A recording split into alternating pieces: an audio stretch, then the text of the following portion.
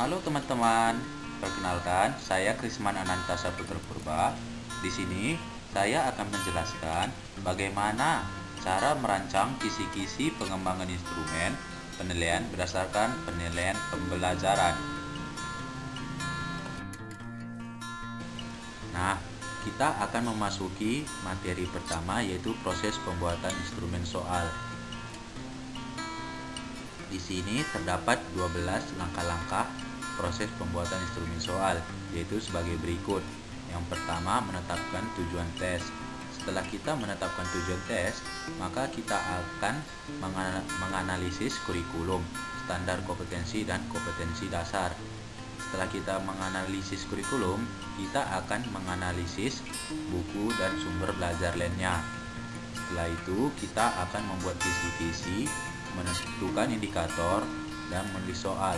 Setelah kita menulis soal, kita akan ke langkah menelaah soal atau validasi konsep. Selanjutnya, merevisi soal, reproduksi tes terbatas. Setelah kita melakukan reproduksi tes terbatas, kita akan menguji coba tes atau untuk validasi empiris. Selanjutnya, menganalisis hasil uji coba atau uji validitas.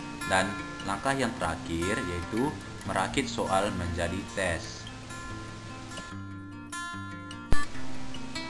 Rubrik penilaian. Contoh soalnya mengenai medan magnetik. Suatu solenoida yang panjangnya 5 meter memiliki 300 lilitan. Jika solenoida dialiri arus 4 ampere, maka tentukanlah induksi magnetik di pusat dan ujung solenoida. Dari soal tersebut, maka kita dapat membuat rubrik penilaiannya, yaitu aspek penilaian pertama yaitu pemahaman terhadap medan magnetik dengan rubrik penilaian, menghubungkan penyelesaian dengan medan magnetik dengan benar dengan skor 40, berusaha menghubungkan dengan medan magnetik tetapi belum benar dengan skor 30, tidak menghubungkan penyelesaian dengan medan magnetik dengan skor 10. Aspek penilaian kedua yaitu proses perhitungan dengan rubrik penilaian proses perhitungan benar dengan skor 50, proses perhitungan sebagian besar benar dengan skor 40, proses perhitungan sebagian kecil benar dengan skor 15, dan proses perhitungan salah dengan skor 10. Aspek penilaian yang ketiga, hasil akhir perhitungan dengan rubrik penilaian hasil akhir perhitungan dan satuan benar dengan skor 10, hasil akhir perhitungan benar tetapi satuan salah dengan skor 7, dan hasil akhir perhitungan salah dengan skor 5. Jika ketiga aspek penilaian dilakukan secara tepat, maka skor yang didapatkan yaitu 40 ditambah 50 ditambah 10, yakni 100. Selanjutnya, kita akan membahas materi yang ketiga, yaitu pengembangan instrumen, di mana pada materi ini kita akan membahas prosedur, aturan, dan prinsip ataupun kaidah-kaidah. Yang pertama, prosedur pengembangan instrumen. Adapun beberapa langkah-langkah dalam mengembangkan instrumen, yaitu yang pertama, mengkaji teori. Kedua, mengkaji konstruk. Setelah kita mengkaji konstruk, maka kita akan mengembangkan dimensi dan indikator. Yang keempat, membuat kisi-kisi. Yang kelima, menetapkan rentang parameter. Yang keenam, mengidentifikasi ciri kutub. Yang ketujuh, menulis butir instrumen. Yang kedelapan, proses validasi konsep. Yang kesembilan, melakukan revisi. Setelah kita melakukan revisi, maka langkah selanjutnya yaitu proses validasi empiris,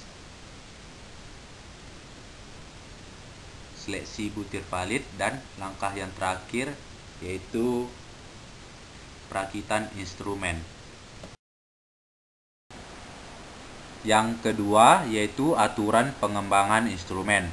Ada beberapa aturan dalam mengembangkan suatu instrumen, yaitu sebagai berikut. Pertama, instrumen harus mengukur indikator dan lengkap. Yang kedua, hasil ukur indikator adalah kuantitas atau besaran. Yang ketiga, instrumen harus mengukur fakta atau keadaan, bukan mengukur keinginan. Yang keempat, instrumen mengukur fakta tunggal. Yang kelima, instrumen berbentuk pernyataan tunggal, tidak disertai alasan dan tidak kondisional. Yang keenam, instrumen yang berbentuk pernyataan menggunakan kata ganti orang pertama. Dan aturan yang terakhir yaitu instrumen yang berbentuk pertanyaan menggunakan kata ganti orang kedua. Yang ketiga yaitu prinsip atau kaedah-kaedah pengembangan instrumen. Ada 9 prinsip ataupun kaedah-kaedah pengembangan instrumen, yaitu sebagai berikut. Pertama, soal harus mengukur pencapaian kompetensi yang menjadi tujuan. Yang kedua, soal harus mengukur pencapaian kompetensi tunggal atau tidak ganda. Yang ketiga, kompetensi dapat berbentuk kognitif, afektif, perilaku, atau keterampilan. Yang keempat, kompetensi diukur berdasarkan indikatornya. Yang kelima, setiap soal mengukur tercapai atau tidaknya indikator kompetensi. Yang keenam, bahasa soal harus singkat, jelas, dan komunikatif. Yang ketujuh, soal mempunyai jawaban yang jelas atau deskripsi, sikap, dan perilaku atau kemahiran. Yang kedelapan, soal dipastikan tidak keliru atau salah. Dan prinsip yang kesembilan, yaitu penampilan perangkat tes harus final. Demikianlah materi kita pada hari ini. Terima kasih atas perhatiannya.